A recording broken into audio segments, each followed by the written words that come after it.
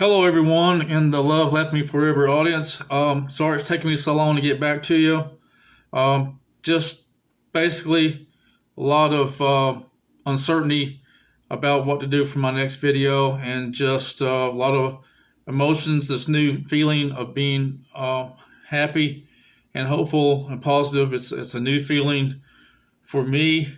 It's something I have not felt in a long time. When I say long time, over 40 years ago. So basically, I'm still in this, I guess you call it a state of higher consciousness, and that's exactly what it is. Basically, I can remember being depressed, I can remember being unhappy, and I'm still tempted to get resentful and feel sorry for myself. But so far, it has not gained traction, and so I still remain very upbeat and hopeful. And it's been 3 weeks ago. 3 weeks ago tonight, 21 days ago, was when I was in North Atlanta in the motel and had the sexual experience with the woman described in one of my videos. I will probably be on here about 30 minutes. I'm still working on the audio and video portion, trying to decide what to do. I'm on my cell phone now. Lots of options out there. So the biggest thing is just trying to figure out how to make videos each time. So this video will hopefully have to be under 30 minutes. So I want to tell you about a story. This is a negative story, but it's not told in a negative state of mind. This is a very negative story that happened to me in 1984. But I'm telling it to you from a very positive state of mind, because I want you to know where I've come from and where a lot of men have come from, I'm sure. But this was an experience when I was about age 26 years old. This is what I looked like at age 29. Now, I looked like this at age 26, and I looked like, in this picture, I kept this look until about probably 42, 43. So this was me in 1986. Like I said, I'm not no stud. I weighed 145 pounds. I worked out 7 days a week. I did push-ups, sit-ups. I didn't lift weights. This picture was taken by the last girlfriend I had in 1986, and she was only with me 2 months before she dumped me. So I maintained this look. This was in the years, no porn, very little alcohol, no addictions. And I had just been involved with the Course in Miracles, and I was happy. This is the summer of 1986, down in Florida at a spring, and Lithia Springs. And it did not last but about 3 or 4 months. And by the end of this year, I was looking at police one night who came to my house on a Baker Act call, which is a suicide call. I didn't get hospitalized that night, but this is just want you to know what I did look like. So this story happened in 1984, and I call it the Unity Church Sex Encounter. Unity Church is a metaphysical church. It's a New Age church. It's based in Unity Village, Missouri. Now, they all believe in prosperity and abundance, and money is their true God. They talk about God, they talk about Jesus, but money is the God. So, and the odd thing about Unity Church is 95% of the people that go there are poorer than a shithouse mouse. 95% of the people that go to Unity Church are poorer than a shithouse mouse, or a rat. I should say shithouse rat. So they worship money, and most of these churches don't even have a Unity minister because they can't afford to pay the salary. So but anyhow, I was recommended to go to this church by a psychotherapist in 1984. And this is when I looked like I did, and I still had hope. Although I was depressed and had PTSD, I wasn't the bitter, angry, spiteful person you saw in my videos in 2022, 2023. So I got to quit saying that word. So the first day I went to that church, it was in Lakeland, Florida. And as soon as I walked in, all these people in the Unity Church, they came up they hug you. That's the first thing that happens when you come to a Unity Church. Stranger, no stranger, they try to hug you. and make you think like you're one big family. And that's all deception. All this church is about money. It's toxic positivity. But this video is not about the church. It's about a woman that I met there named Gloria. So as soon as I walked in this church, I saw this woman look back at me. She was about 40 years old. She was tall. I was very attracted to older women at this time. And she comes up and hugs me and says, "Man, what a good-looking young man." And man, I felt the sexual desire just burn through my body. So I sat through the service, and then after the service, her and I started talking. I said, "Well, let's go to lunch. Let's go have lunch." So we drove into town and had lunch at a Holiday Inn. Back in those days, you could go to a Holiday Inn restaurant, and they or a Holiday Inn motel, and they had these buffets that you could go in and eat. So that's where we ended up going. And I'm thinking, maybe I'm going to have sex with this woman here in a few days. This is way before mode 1, and I had no concept of asking for it directly. I was scared. I wouldn't say shit if I had a mouthful in those days. And I'm just telling you like it is. So as we got to talking, I don't know how it started that I started leaking out my past, that I had been in treatment with mental health. I think she started noticing something. She started saying things, you don't seem like a very confident guy, or I think she even asked me, have you ever had any counseling or mental health problems? And I thought the thing to do was to tell her about it. So when she saw me as weakness, and she saw that I was suffering and had been alone and was frustrated sexually, in other words, when she saw the negative parts of me, she went ballistic. She became this bitch from hell. And I'm going to try to keep my judgments and my foul language to a minimum, because as I'm saying, I'm telling you this story from a state of mind of feeling good. She ripped me apart. Oh man, she criticized me. Well, women don't like a negative guy, or women, you got these good looks and everything, but women are turned off. She was just brutal. And that's just where I should have just said, as Alan Roger Curry would say, shut the fuck up, bitch. And either gain control of the situation or leave. Just go home. But I had no concept. I was committed to get laid. I saw an opportunity to have sex, and I said, well, I'll take this brutality if it's going to lead me to sex with her. Don't ever do that, by the way. You will lose. So this was a toxic sex encounter, and I'm going through an outline here. And like I said, I got to keep it under 30 minutes. I don't want the video to cut off. So she was 40. She was a divorcee. She drove an old beat-up car. She lived in a mobile home. She didn't smoke. I don't know. She worked at the church. She was a secretary, or she worked at the church and did something there. She worked in the pastor's office.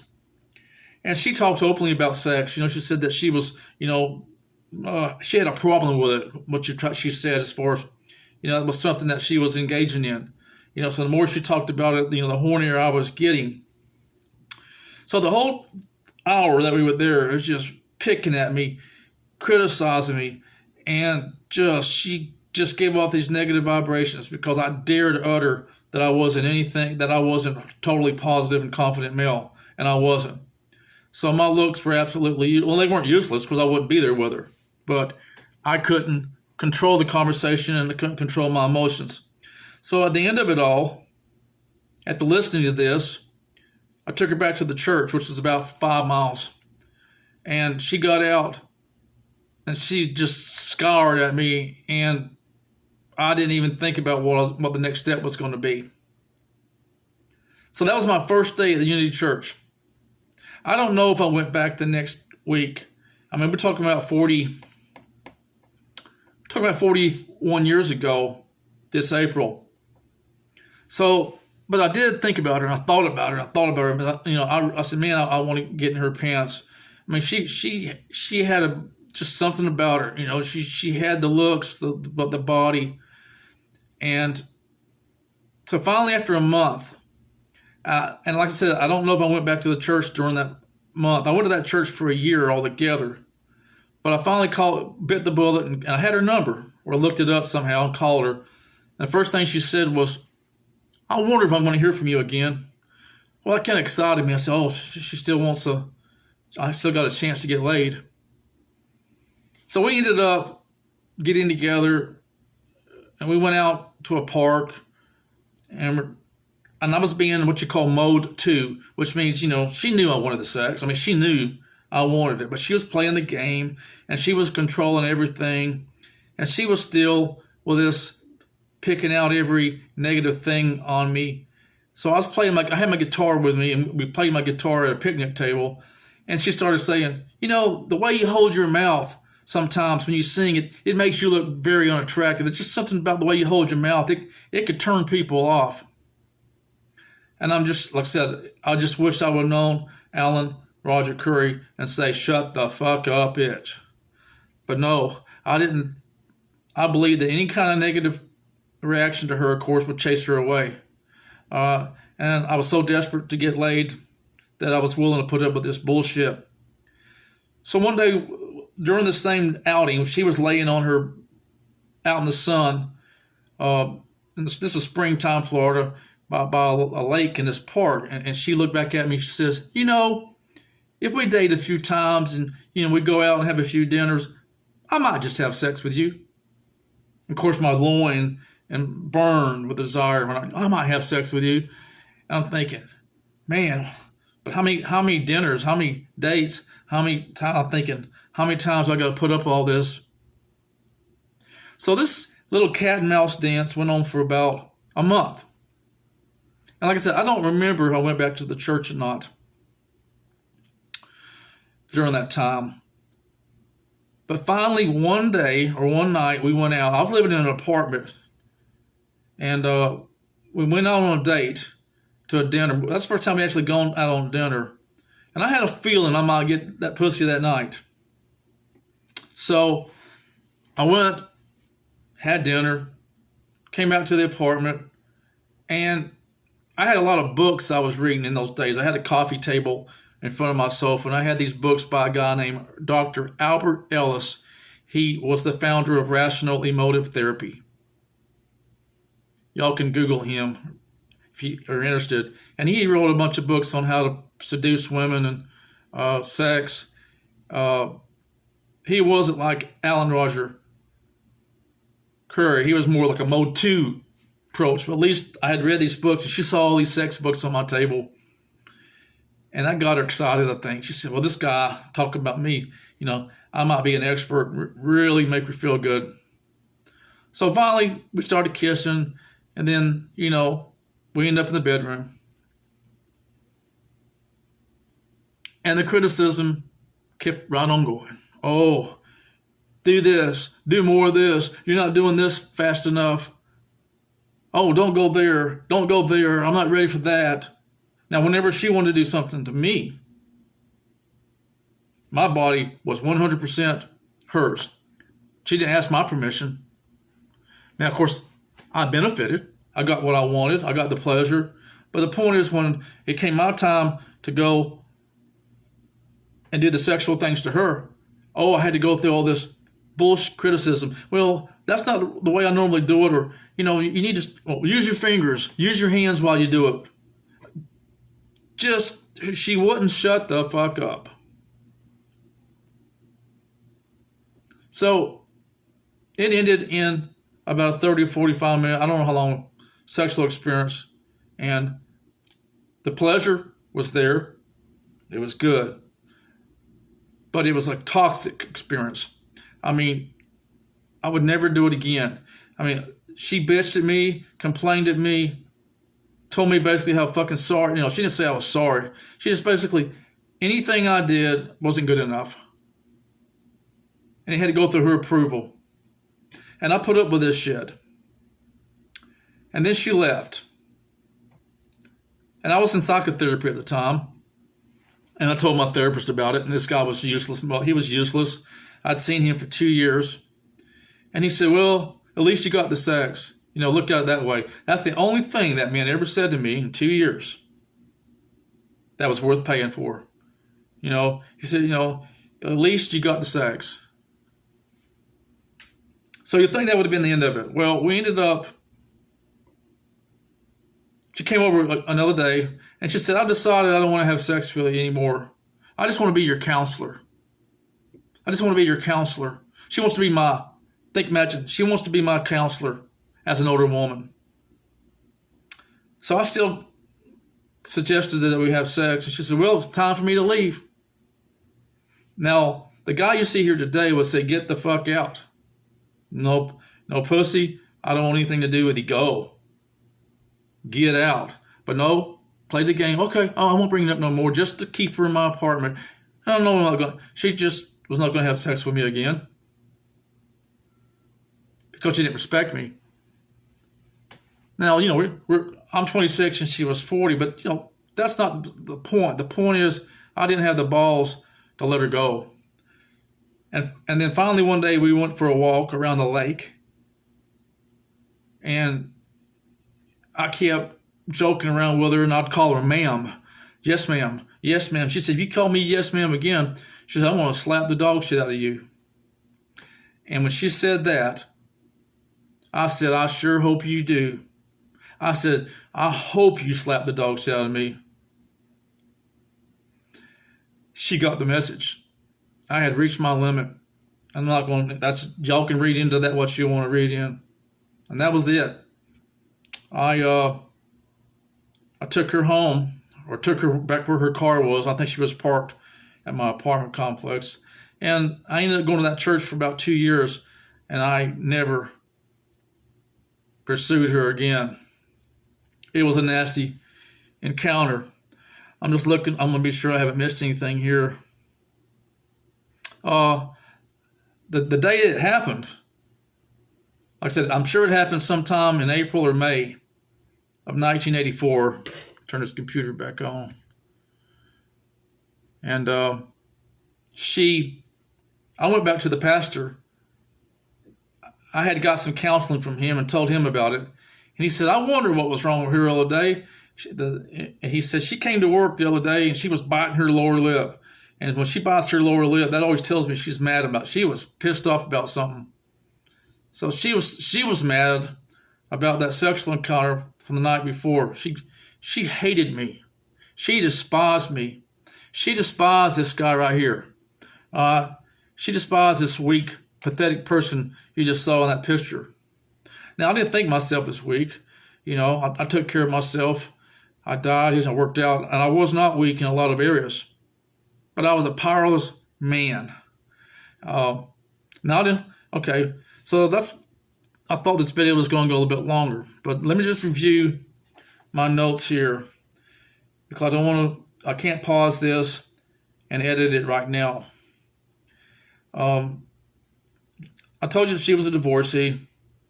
And she was open about her. She was banging other guys. I mean, I know she was. She even told me she'd been banging other. They were older men. Here's what I was going to say. When you have enough negative experiences with people or women, especially women, if you're a guy and every time you engage with somebody, it turns out in anger, resentment, rejection, humiliation, eventually it defines who you are. You eventually accept that view. There must be something wrong with me. Every time I express my needs or desires to somebody or a woman, I get criticism, or I get into an argument, or I get shamed. And then you blame yourself, of course, and you walk away feeling like shit. You never think that they got the problem. And if you try to call them on it, they say, no, you're the one with the problem. It's called gaslighting. But that's not the topic of the video. The topic is, when you continually hit the brick wall of negative human interaction, it will eventually define you as a man. And so that's what happened. It's just, you take the experience that I just told you with that woman and multiply it by 500, maybe 1,000 times over the years. And that's been my life with women that led to rage, self-hatred, pornography addiction, 10 years of alcohol addiction, mental health. I lost count how many times I was in the mental hospital, 11, 12 times. The last time was being in 2003. So it's been a long time. But that trauma from those experiences lives on. Not like it used to, because I'm in this higher state of consciousness where I feel joy. I feel hope. I feel power. I can think of all the resentments I've had. I can think about this woman, but I don't feel this desire to get even with her. I don't feel this desire to get even with people anymore, or vengeance. Knock on wood. If I don't continue on this role, and I still haven't made any other contacts with women since 3 weeks ago, I haven't given up. I'm not ready. I'm not ready yet. Okay? Part of the reason it's 14 degrees outside right now, and it's cold as hell, and it's not pleasant to be out. And I was going to tell you something else. I told you a week or so ago that some guy on Instagram, he pirated that video about the sexual encounter. I changed the title, by the way. I said it's been 30 years since I was laid. Actually, it's 27 and a half. It's 1997, so I changed that a little bit. He pirated these videos, and his name is on the Instagram. I know I'm not going to say it right. It's GrandpaDobis. And I'll put in the description his name in the notes or the info section.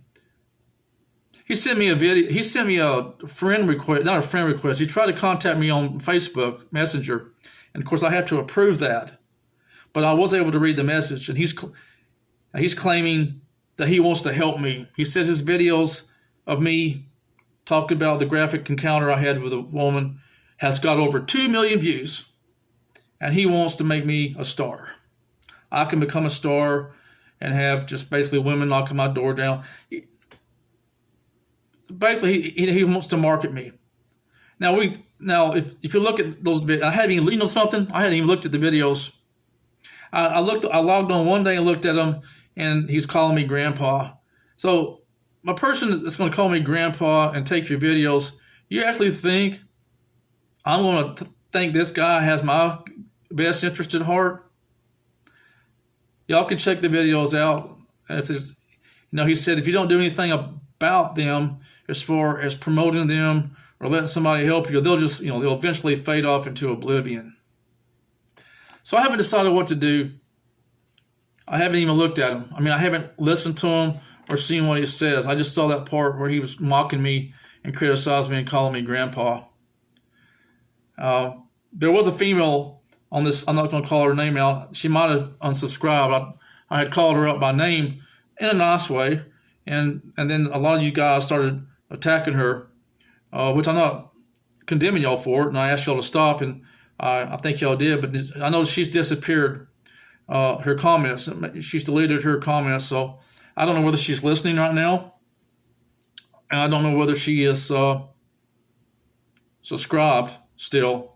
If you are, I'd appreciate it. I'd like to ask you to somehow let me know that you're still here. I won't mention your name or comment or ever mention. I won't ever call your name out publicly, again, which I promised you I wouldn't do. So I'm gonna go ahead and stop. I'm 24 minutes. I don't want this camera to cut off. If it does cut off, just know that I ran out of space on my camera. I don't think there's anything else. Oh yeah. Even though I got the pussy from that woman in 1984, I was still a loser. I was still a loser at the end of it all. Can I say it was better off that I got it? I can't. The price, even though I didn't pay a dime for as far as actual, other than the meal, about all I spent, it was not worth it. It's not worth to